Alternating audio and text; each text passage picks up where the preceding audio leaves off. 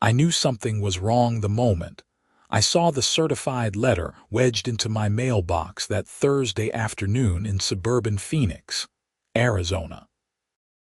The envelope bore the return address of Sunset Ridge HOA Management, and my stomach dropped because I had just paid my quarterly dues 3 weeks late along with what I thought was the appropriate late fee. My name is Marcus Xander, and I had lived in this cookie-cutter subdivision for exactly 14 months. The house was a decent 3-bedroom ranch-style home with beige stucco exterior that looked identical to every other house on the block, except for minor variations in trim color. I worked as a software engineer for a tech company downtown, pulling 60-hour weeks that left me exhausted and sometimes forgetful about administrative tasks. The quarterly HOA payment had slipped my mind during a particularly brutal product launch, and by the time I remembered, I was 21 days past the due date. I had immediately sent a check for $375, which included the $300 quarterly assessment plus what the HOA bylaws stated was a $25 late fee, along with an additional $50 that I thought would cover any additional penalties. Apparently, that was not enough. Standing in my driveway with the Arizona sun beating down on my neck, I tore open the envelope with shaking hands. The letter inside was printed on heavy cream-colored paper with the HOA logo embossed at the top. I started reading, and my blood pressure spiked with every sentence. The letter informed me that my account was delinquent in the amount of $847.63. If I did not pay this amount in full within 14 days, the HOA would initiate foreclosure proceedings against my property. Foreclosure, over what I had calculated as a 3-week late payment on $300. I read the letter 3 more times, trying to make sense of the numbers. According to the breakdown, my original $300 quarterly fee had accumulated a $25 initial late fee, then a 15% monthly interest charge, then administrative fees, then collection fees, then legal preparation fees. The interest was compounding daily at what worked out to be an annual percentage rate that made my brain hurt trying to calculate it. I went inside and immediately pulled up the HOA governing documents that I had received when I purchased the house.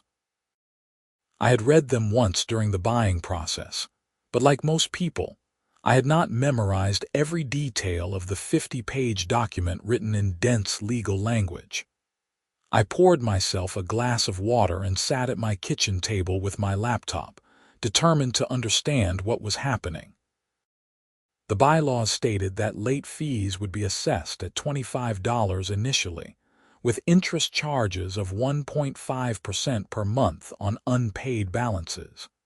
That should have been simple enough. $300 times 1.5% would be $4.50 for 1 month. Even if they counted it as 2 months because I was 3 weeks late, that would only be $9 in interest.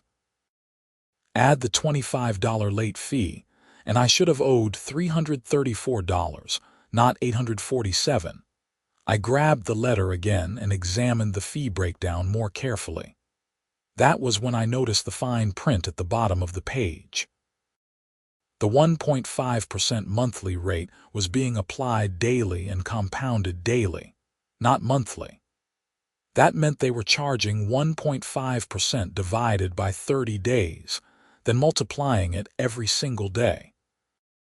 The math was deliberately confusing, but when I finally worked it out on a calculator, I realized they were effectively charging an annual percentage rate of over 70%. My heart started racing. I had taken a business law class in college, and something tickled at the back of my memory about usury laws. I started searching online for Arizona usury statutes, and what I found made me sit up straight in my chair. Arizona law prohibited interest rates above 10% annually unless certain conditions were met, and those conditions definitely did not apply to HOA fees. There were exceptions for certain types of commercial loans and credit arrangements, but HOA assessments were not loans in the traditional sense. More importantly, consumer protection laws in Arizona specifically addressed unfair and deceptive business practices, and deliberately misleading fee structures could qualify. I spent the next 4 hours researching, taking notes, and building a timeline of every payment I had made to the HOA since moving in. Every single quarterly payment had been on time except this one. I had never received a warning about their fee structure. The bylaws document used language that could easily be misinterpreted by someone without a financial background. By 10 o'clock that night, I had compiled a folder of evidence that suggested the Sunset Ridge HOA was potentially violating Arizona usury laws, consumer protection statutes, and possibly even engaging in fraudulent business practices if they had been systematically overcharging residents for late fees. The next morning, I called the HOA management office. A woman answered on the third ring with a syrupy, sweet voice that immediately set my teeth on edge. Sunset Ridge HOA Management, this is Brenda speaking. How may I help you today? Hi, Brenda. My name is Marcus Xander. I live at 2847 Desert Bloom Drive, and I received a letter yesterday about a delinquent account. I need to speak with someone about the fee calculations because I believe there is an error. Oh, Mr. Xander, yes. Her voice shifted from sweet to cold in an instant.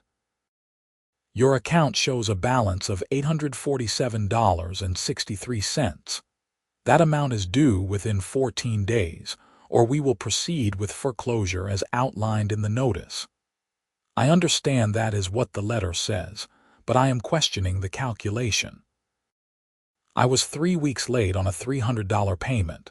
The interest and fees you are charging work out to an annual percentage rate that exceeds Arizona usury limits. There was a pause. Mr. Xander, these are not interest charges. These are administrative fees and penalties for violating the HOA covenants. The HOA board has the authority to assess these fees as outlined in the governing documents you agreed to when you purchased your property. I have the governing documents right here, Brenda, and they specifically call them interest charges. 1.5% per month, which you are apparently compounding daily. That is not what the document says, and it exceeds state law limits on interest rates. Sir, I do not calculate the fees. I just process payments and send notices. If you have a dispute, you need to take it up with the HOA board. Their next meeting is 3 weeks from now on the 15th of next month. You can submit a written request to be added to the agenda. 3 weeks from now is past the 14-day deadline you gave me in the letter. That is correct. You will need to pay the balance in full to avoid foreclosure proceedings, and then you can dispute the charges at the board meeting if you still wish to do so. I felt my jaw clench. So you want me to pay $847 that I do not legally owe, and then beg the board to maybe give me a refund later? Mr. Xander, I am just doing my job. The notice has been sent. If you do not pay within 14 days, the foreclosure process will begin. Have a nice day. She hung up. I sat staring at my phone for a full minute, anger and disbelief coursing through me. This was extortion, plain and simple. They were counting on homeowners being too intimidated or too ignorant to fight back. Pay up or lose your house. It was a protection racket dressed up in the respectable clothing of a homeowners association. I was not going to let them get away with it. Over the weekend, I drafted a formal response letter to the HOA board, copying the management company. I laid out my case point by point, citing specific Arizona statutes regarding usury, consumer protection laws, and the HOA's own governing documents. I calculated what I actually owed according to a reasonable interpretation of the bylaws versus what they were claiming. I demanded that they immediately cease their threat of foreclosure and correct my account balance. I also did something else. I printed out flyers and walked around my neighborhood on Saturday afternoon, slipping them into mailboxes. The flyer explained in simple terms what the HOA was doing with late fees and interest calculations, provided examples of how much they were overcharging, and invited anyone who had been hit with similar fees to contact me. I included my email address and phone number. By Sunday evening, I had received 23 emails and 11 phone calls from neighbors. Every single one of them had a story about excessive HOA fees. One woman named Patricia told me she had been charged over $1,000 for being 2 months late on her payment. A retired couple, the Hendersons, had paid more than $1,500 in fees and interest over a 6-month period when they had fallen behind during a medical emergency. The stories kept coming, and a pattern emerged. The HOA was systematically targeting anyone who was even slightly late with payment, hitting them with compounding fees that spiraled out of control, and threatening foreclosure to force payment. Monday morning, I took a personal day from work and drove to the Arizona Attorney General's office in downtown Phoenix. I had called ahead and made an appointment with someone in the Consumer Protection and Advocacy section. The woman I met with was named Jennifer Caldwell, a sharp-eyed attorney in her mid-40s who listened to my story with increasing interest. "How many residents have contacted you about similar issues?" she asked, taking notes on a legal pad. 23 as of this morning, and more emails are coming in. I only distributed flyers to about 200 houses in the neighborhood, so the response rate is significant. Jennifer nodded. "And you have documentation of your own case, and these other residents are willing to provide their documentation as well?" "Yes. I have already asked them to send me copies of their payment histories and any letters they received from the HOA. I have been compiling everything into a shared folder." She sat back in her chair and tapped her pen against the legal pad. "Mr. Xander, what you are describing could potentially be a pattern of unfair business practices." The usury claim is interesting, though there is some legal ambiguity about whether HOA fees constitute a debt instrument subject to usury laws. However, the consumer protection angle is stronger. If they are using misleading language in their governing documents to justify excessive fees, and if they are systematically targeting homeowners with threats of foreclosure to collect those fees, that could violate Arizona's Consumer Fraud Act. So, what can I do? First, do not pay the amount they are demanding. Continue to document everything. Second, I am going to open a preliminary investigation.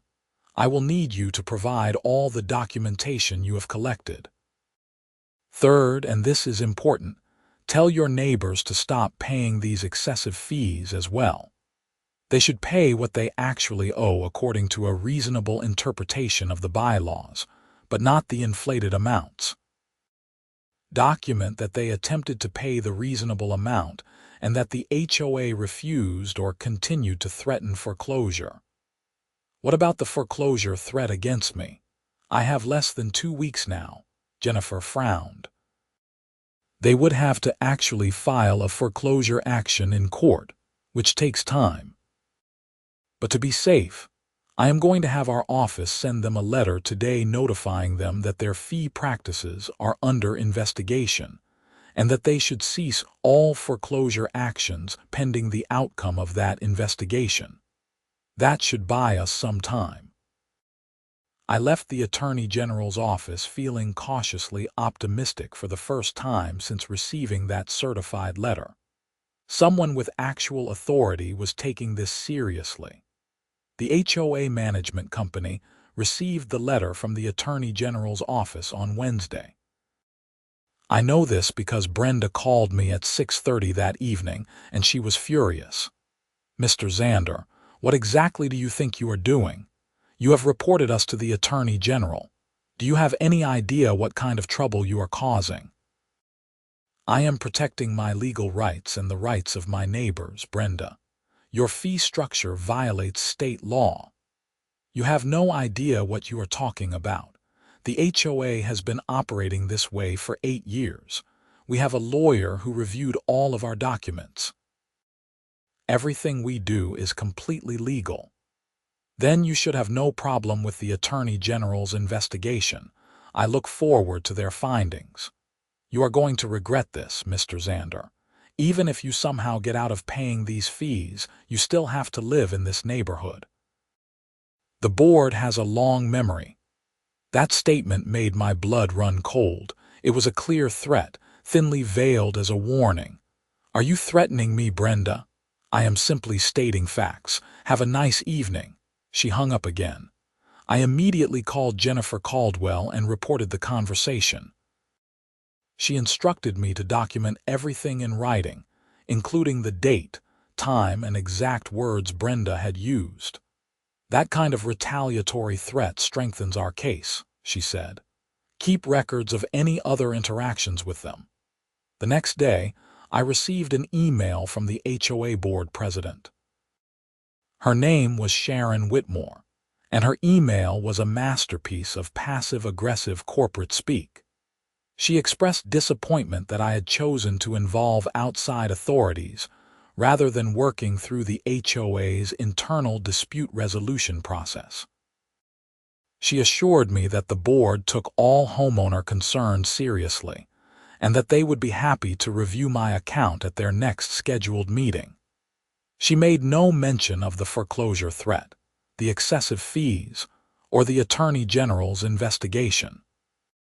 I responded with a simple email stating that I would be happy to attend the board meeting, and that I expected them to cease all collection activities and foreclosure threats, pending resolution of the fee dispute. I also mentioned that I was representing not just myself but 24 other homeowners who had similar concerns. That last sentence apparently struck a nerve, because 2 hours later, I received a phone call from a man who identified himself as Richard Sterling, the HOA's attorney. His tone was professional but condescending. Mr. Xander, I understand you have some concerns about your HOA fees. I want to assure you that I personally drafted the governing documents for Sunset Ridge HOA, and everything in those documents is fully compliant with Arizona law. Then, you should have no problem explaining to the Attorney General why your interest calculations result in an effective annual percentage rate of over 70%. Those are not interest charges in the traditional sense. They are liquidated damages for breach of the covenant agreement. Homeowners agree to pay their assessments on time, and when they fail to do so, they owe damages to compensate the HOA for the administrative burden and financial impact of that breach. The law allows parties to agree to liquidated damages in contracts. I had actually researched this argument, anticipating it. Liquidated damages have to be reasonable and proportionate to the actual damages caused by the breach. Charging someone $500 in fees and interest for being 3 weeks late on a $300 payment is neither reasonable nor proportionate. It is a penalty, and penalty clauses are not enforceable under Arizona contract law. There was a pause on the other end of the line. You seem to have done your homework, Mr. Xander. But I have been practicing HOA law for 15 years, and I can assure you that courts have consistently upheld the right of HOAs to assess fees according to their governing documents. Have those courts specifically addressed fee structures that function as usurious interest rates disguised as administrative charges? Because I think that is a novel question, and I would be very interested in testing it. Mr. Xander, let me be frank with you. Even if you somehow prevail on the usury argument, which I doubt, you are still in violation of your covenant obligations. The board has broad discretion in enforcement matters. They could fine you for any number of violations. I notice your trash cans are visible from the street on non-collection days. That is a $50 fine per occurrence. Your front lawn has some brown patches. That is a violation of the landscaping standards, another fine. You have a small oil stain on your driveway, another fine. Do you see where I am going with this? Now it was my turn to pause. Are you threatening to have the HOA harass me with bogus violations in retaliation for challenging their illegal fee practices? I am simply pointing out that homeowners who are in good standing with their HOA tend to have a much more pleasant living experience than those who are not.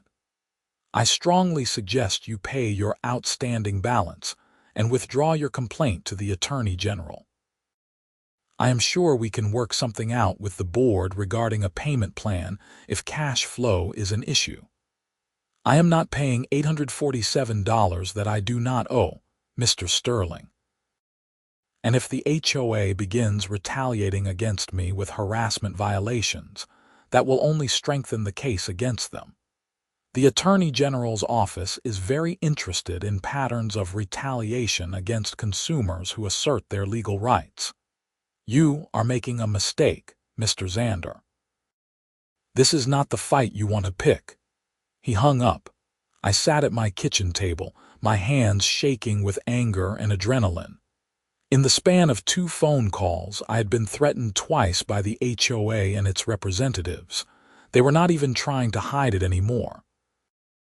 They were so confident in their power and their ability to intimidate homeowners that they made explicit threats.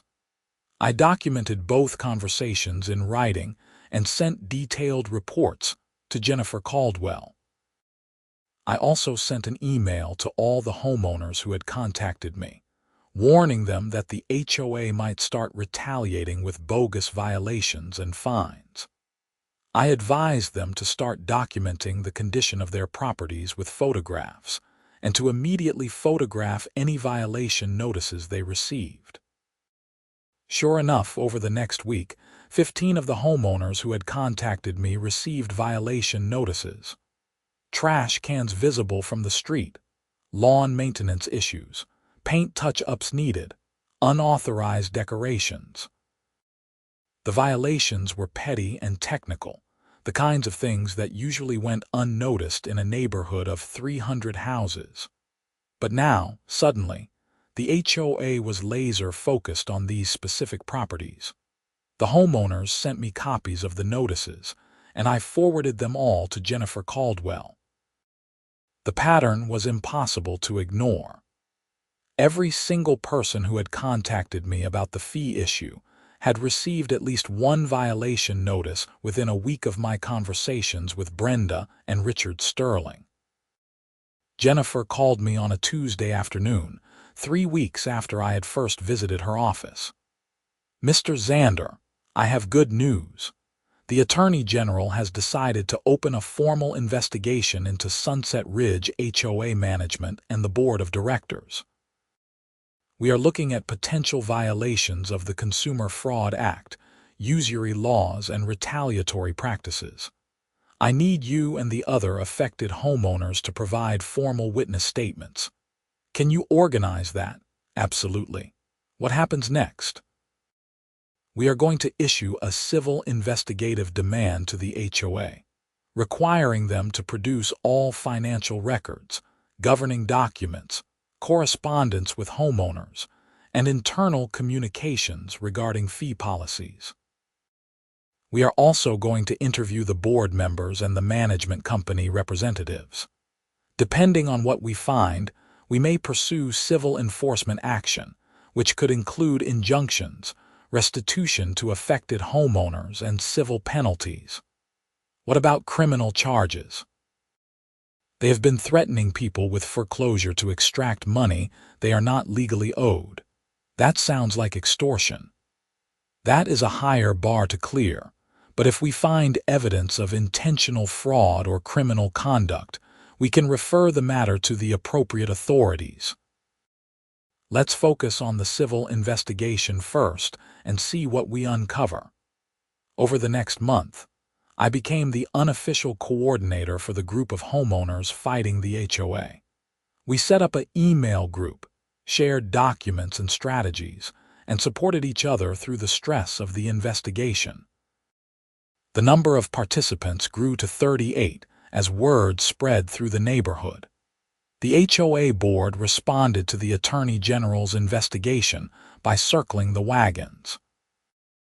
They sent out a newsletter to all residents claiming that a small group of disgruntled homeowners was trying to undermine the HOA with baseless accusations, and that the board was confident they would be vindicated. The newsletter specifically named me as the ringleader of this group, which felt like yet another attempt at intimidation. Sharon Whitmore, the board president, was a woman in her late 50s with short blonde hair cut in a severe bob and a permanent expression of disapproval. I had seen her around the neighborhood before, but had never interacted with her directly until she showed up at my door one Saturday morning in May. I opened the door to find her standing on my front step with her arms crossed, her lips pressed into a thin line. "Mr. Xander, we need to talk." "Good morning, Sharon. What can I do for you? You can stop this ridiculous crusade you are on. You are tearing this neighborhood apart. People are choosing sides. There is anger and resentment everywhere, and it is all because you could not just pay your fees like a responsible adult." "I paid my fees, Sharon. I just did not pay the illegal additional charges that the HOA tried to tack on. They are not illegal. We have a lawyer who says they are perfectly legal. And I have the Arizona Attorney General's office investigating whether your lawyer is correct. We will see how that turns out." Her face flushed red. "Do you have any idea how much this investigation is costing the HOA? We have had to hire additional legal counsel. We have spent countless hours producing documents and responding to inquiries. That money comes from the homeowners' dues, Marcus. You are costing your neighbors money with this stunt. If the HOA had not been overcharging people with illegal fees in the first place, none of this would be necessary. And maybe if the board had responded reasonably when I first raised the issue instead of threatening me with foreclosure, we could have resolved this quietly. But you chose to escalate, Sharon. You and the board made that choice. We are not going to just let you dictate terms to us. This HOA was running smoothly for 8 years before you moved in. We have maintained property values, kept the neighborhood clean and safe, and enforced standards that protect everyone's investment. You are putting all of that at risk by asking you to follow the law. If your HOA can only function by violating consumer protection statutes and threatening people with foreclosure, then maybe it does not deserve to function at all." She stepped closer, her voice dropping to a harsh whisper. "You have no idea who you are dealing with. I have connections in this city. I know people on the city council, in the court system, in business. I can make your life very difficult, Marcus." "Is that a threat, Sharon?" "Because I am recording this conversation on my phone, and I will send the recording to the Attorney General's office within 5 minutes of you leaving my doorstep." She jerked back as if I had slapped her, her eyes widening. "You are recording me. Arizona is a one-party consent state. I do not need your permission to record a conversation that I am part of. And you just threatened me the day after I was named in an HOA newsletter that felt a lot like an attempt to turn the neighborhood against me. The Attorney General is going to love hearing about this." Sharon's face went through several color changes, finally settling on a pale white. "I did not threaten you. I was simply explaining the realities of the situation. You said you have connections and can make my life difficult. That is a threat, Sharon." Own it or do not, but it is on tape either way." She turned and walked away without another word, her shoulders rigid with anger. I closed the door and immediately emailed the recording to Jennifer Caldwell with a detailed explanation of the context. Jennifer's response came within an hour. "This is extremely helpful. Thank you for documenting this. The pattern of intimidation and retaliation is becoming very clear." The formal HOA board meeting where my case was supposed to be discussed was scheduled for June 15th.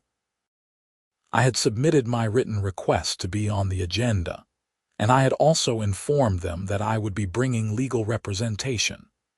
Jennifer Caldwell had connected me with a consumer rights attorney named David Park, who specialized in HOA disputes. David agreed to represent me and the group of affected homeowners pro bono, with the understanding that if we won any restitution or damages, he would take a percentage. David was a Korean-American man in his late 30s, sharp as a knife and relentless in his preparation. We spent hours going over the evidence, planning our presentation, and anticipating the HOA's counterarguments. He also filed a motion in Superior Court seeking a preliminary injunction to prevent the HOA from pursuing foreclosure against any of the homeowners involved in the complaint, while the Attorney General's investigation was ongoing. The night before the board meeting, David called me with news. The judge granted our preliminary injunction. The HOA is barred from initiating or continuing any foreclosure actions against you or the other 37 homeowners, pending resolution of the investigation. They are also ordered to cease all collection activities related to the disputed fees. I felt a weight lift off my shoulders that I had not even realized was there. That is incredible news. It gets better.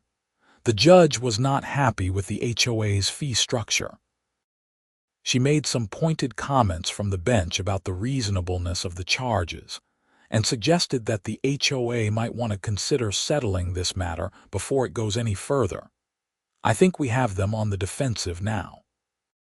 The board meeting was held in the community center at the entrance to the neighborhood, a bland stucco building with a small meeting room that could hold maybe 50 people.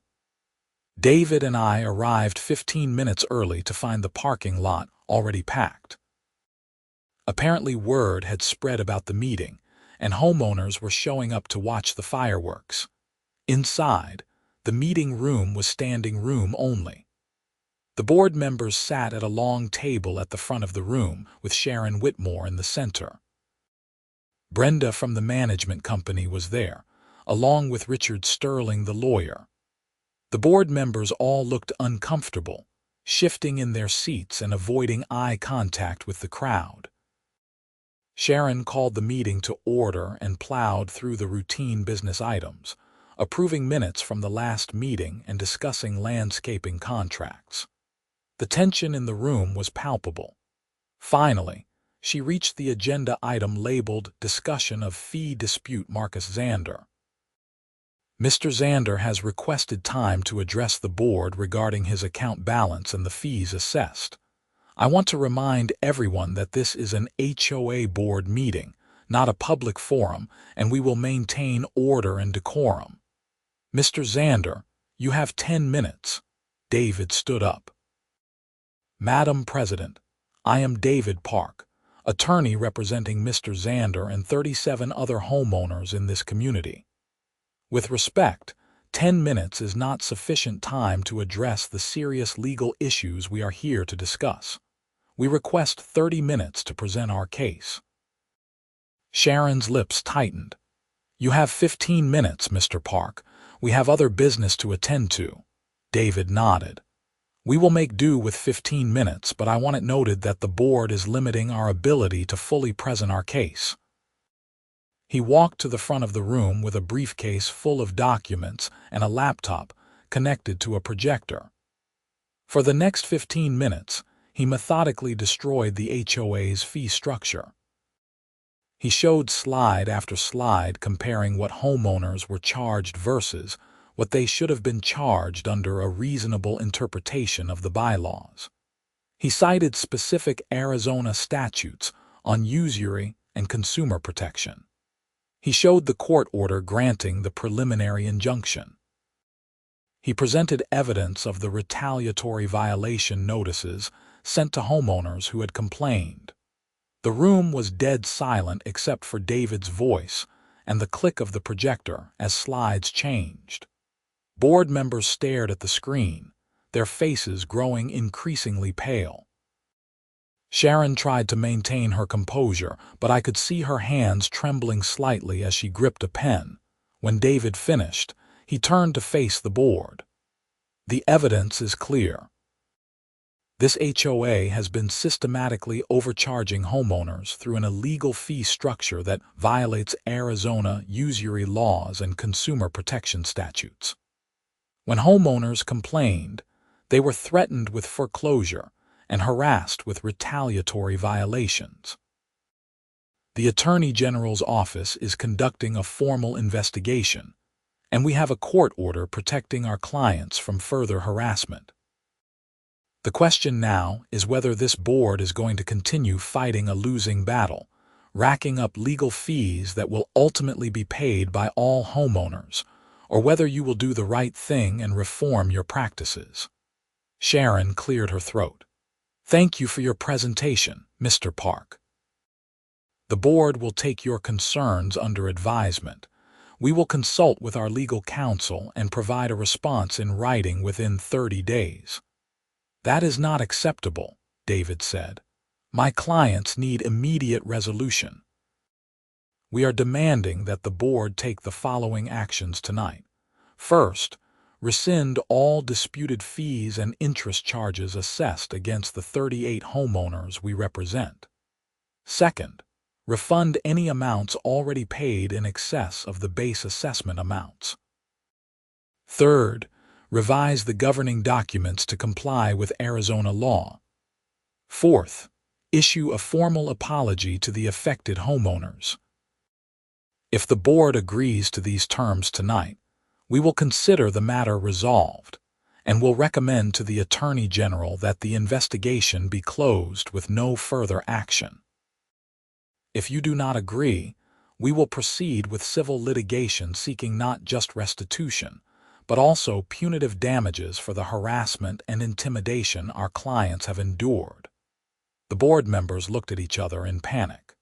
Richard Sterling leaned over and whispered urgently to Sharon. She shook her head and he whispered more insistently. Finally, she turned to David. The board needs to discuss this in executive session. We will take a 15-minute recess. The board members filed out of the room into a back office, taking Richard Sterling with them. The crowd in the meeting room erupted in conversation. Several of my neighbors came over to shake my hand and thank me. Others looked angry, probably homeowners who were not affected by the fee issue and resented the controversy. 20 minutes later, the board filed back into the room. Sharon looked like she had aged 10 years. She sat down heavily in her chair and spoke into the microphone. The board has discussed the matter, and we are prepared to make the following offer. We will rescind the disputed fees for the homeowners represented by Mr. Park, adjusting their accounts to reflect only the base assessment amounts and a $25 flat late fee where applicable. We will refund any overpayments within 60 days. However, we are not admitting any wrongdoing, and we are not issuing an apology. We are making this offer solely to avoid the expense of litigation and to move forward as a community. We will also be reviewing our governing documents with legal counsel to ensure they are clear and unambiguous. Take it or leave it. David looked at me and I nodded. It was not everything we wanted, but it was a substantial victory. He turned back to the board. We accept the offer with one modification. The refunds must be issued within 30 days, not 60. And we want written confirmation of the account adjustments for each homeowner within 1 week. Sharon conferred briefly with Richard Sterling, then nodded. Agreed. The refunds will be issued within 30 days. The crowd erupted in applause and cheers. I felt a wave of relief wash over me. It was over. Or at least, I thought it was over. 2 days later, Jennifer Caldwell called me with unexpected news. Marcus, the Attorney General's investigation has uncovered something much bigger than the fee issue. We found evidence of financial mismanagement and possible embezzlement by the HOA board. My stomach dropped. What do you mean? When we subpoenaed the HOA's financial records, we found discrepancies in the reserve fund. There should be approximately $400,000 in reserves based on the dues collected over the past 8 years and the reserve allocation in the budget. But the actual reserve account only has about $150,000. We are trying to trace where the missing money went. Are you saying someone stole $250,000 from the HOA? We do not know yet. It could be mismanagement, unauthorized expenditures, or yes, potentially embezzlement. We are expanding the investigation, and we have referred the matter to the Maricopa County Attorney's Office for potential criminal investigation. Over the next month, the story unfolded like a slow-motion car crash. The county attorney's office assigned a financial crimes detective to the case, a thorough and methodical woman named Detective Lisa Chen. She interviewed board members, reviewed bank records, and traced expenditures going back years. What she found was stunning. Sharon Whitmore had been systematically siphoning money from the HOA for at least 5 years. She had authorized payments to a landscaping company that turned out to be owned by her brother. The company had been billing the HOA for services that were never performed. She had also approved management contracts with Brenda's company at rates far above market value. And in return, Brenda had been paying kickbacks to Sharon under the table. The excessive late fees were part of the scheme, too. The more money the HOA collected in fees, the larger Sharon's pool of available funds to skim. She had pressured the board to adopt the aggressive fee structure, arguing it was necessary to maintain financial stability. In reality, she was creating a slush fund for herself. Richard Sterling, the HOA attorney, was also implicated. He had helped draft the governing documents with deliberately ambiguous language that would allow for the excessive fees. In exchange, Sharon had made sure the HOA paid his firm inflated legal bills for routine matters. In August, Detective Chen arrested Sharon Whitmore at her home on charges of theft, fraud, and embezzlement. The arrest made the local news, and I watched the footage of Sharon being led out of her house in handcuffs, her face a mask of shock and humiliation. Brenda was arrested the same day on charges of conspiracy and fraud. Richard Sterling was arrested a week later. The 3 of them were indicted by a grand jury in September. The charges were serious, involving hundreds of thousands of dollars in stolen funds and affecting hundreds of homeowners. The Arizona Attorney General's office also filed a civil lawsuit seeking restitution for all affected homeowners and civil penalties for the consumer protection violations. The remaining HOA board members, who claimed they had not known about Sharon's activities, resigned en masse. An interim board was appointed by the court to oversee the HOA's operations while the criminal and civil cases proceeded. The interim board hired a reputable management company, brought in forensic accountants to untangle the finances, and began the process of reforming the HOA's governance. In November, Sharon Whitmore pleaded guilty to multiple felony charges in exchange for a reduced sentence recommendation. She was sentenced to 6 years in prison and ordered to pay full restitution of $278,000. Brenda pleaded guilty to conspiracy charges and received 3 years in prison plus restitution. Richard Sterling fought the charges but was eventually convicted at trial and sentenced to 5 years in prison. His law license was suspended pending disbarment proceedings. The civil case was settled in January of the following year. The HOA's insurance carrier paid out a substantial settlement that was distributed to all homeowners who had paid excessive fees over the years. My share of the settlement was about $1,200, which more than covered the stress and time I had invested in fighting the case. More importantly, the governing documents were completely rewritten to comply with all applicable laws, with clear and reasonable fee structures that could not be abused.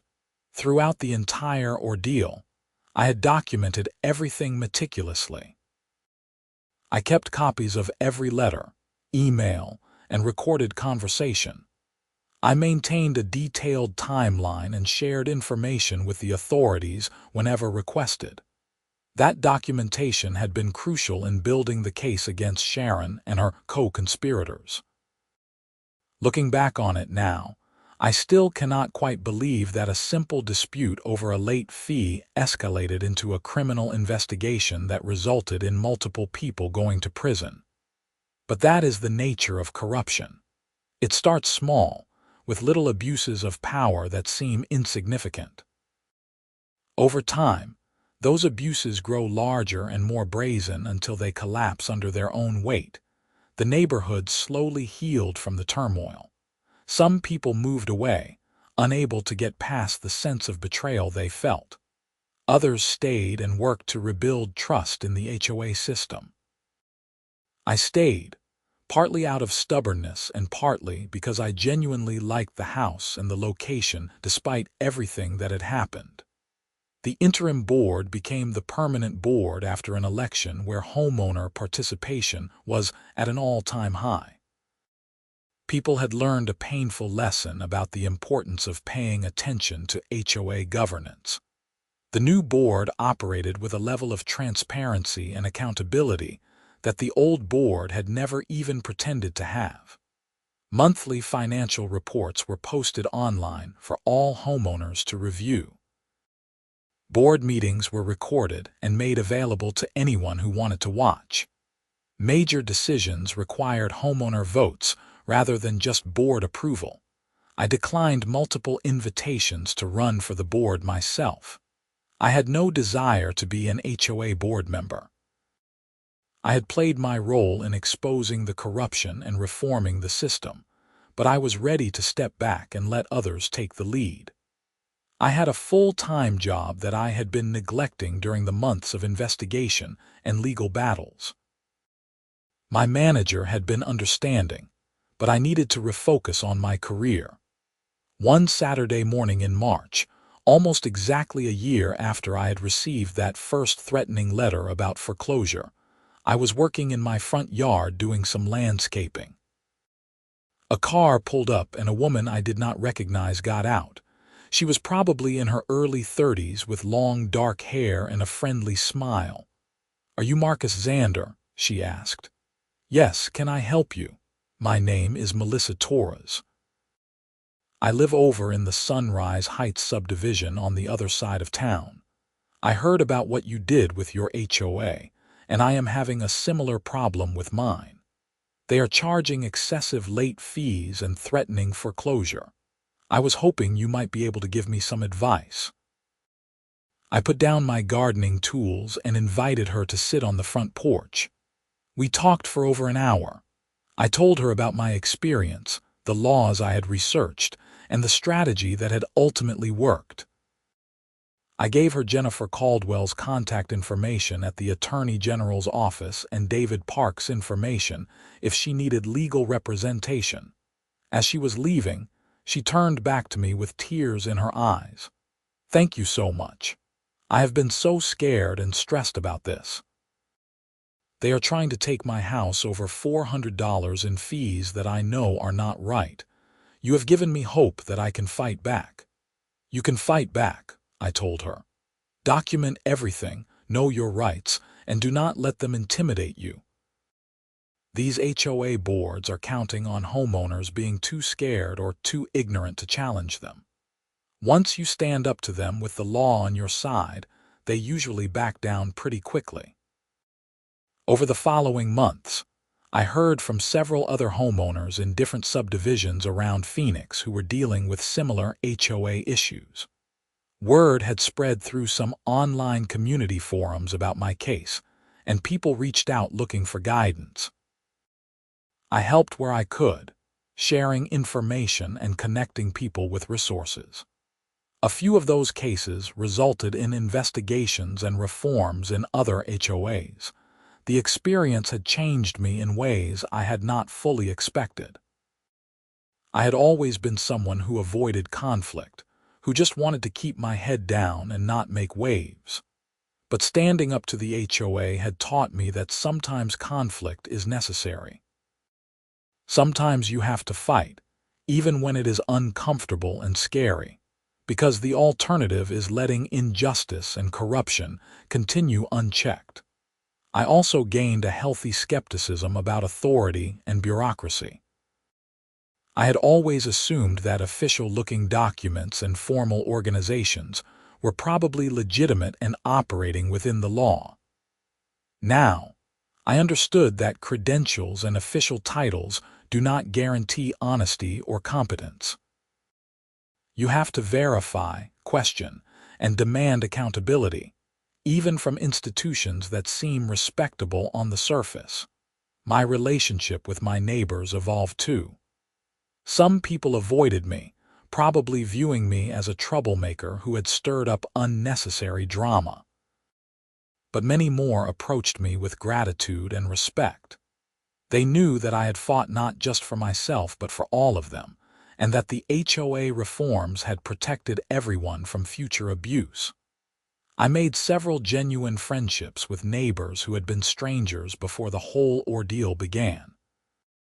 One evening in late spring, I was sitting on my back patio with a beer, watching the sun set over the Arizona desert. My phone rang, and I saw it was David Park. "Hey Marcus, I wanted to give you an update. The Arizona legislature just passed a new law regulating HOA fee practices. It sets specific caps on late fees, requires clear disclosure of interest rates, and prohibits compounding interest on late fees. It also establishes stronger penalties for HOA board members who engage in financial misconduct." Seriously, that is fantastic news. It gets better. The bill was nicknamed the Xander Act in the legislature, though the official title is something more boring. Your case was specifically cited in the legislative history as an example of why the law was needed. You have literally changed state law, Marcus. I sat there in stunned silence for a moment, processing what he had just told me. A law named after me. My fight with a petty HOA board had resulted in actual legislative reform that would protect homeowners across the entire state. I do not know what to say, David. That is incredible.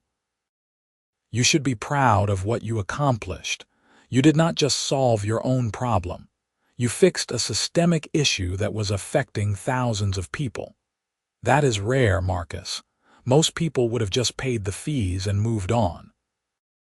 After we hung up, I sat on the patio for a long time, thinking about the strange journey that had started with a simple late payment. I had just wanted to live quietly in my house and not be bothered. Instead, I had ended up taking on a corrupt HOA board, exposing embezzlement and fraud, and ultimately changing state law. If someone had told me a year earlier that any of this would happen, I would have laughed at them.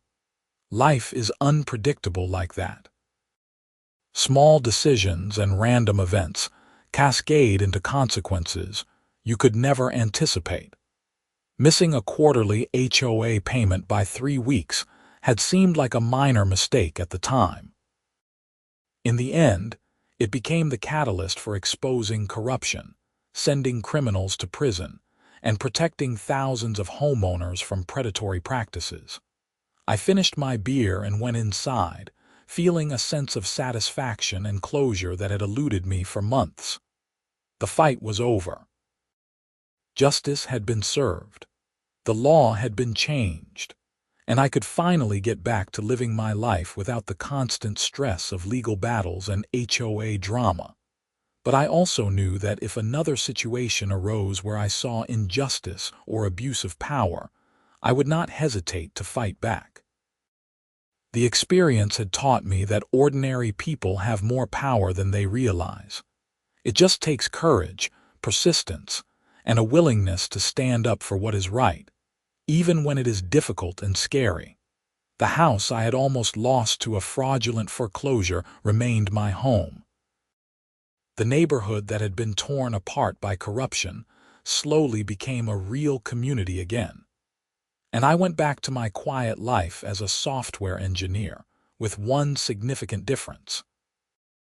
Now my neighbors knew that if anyone tried to take advantage of them or abuse their power, there was at least one person in the community who would fight back. That was enough for me. I had never wanted to be a crusader or an activist. I just wanted fairness and honesty. In the end, I got both, along with something I had not expected: the knowledge that I could make a difference when it mattered. That knowledge changed everything.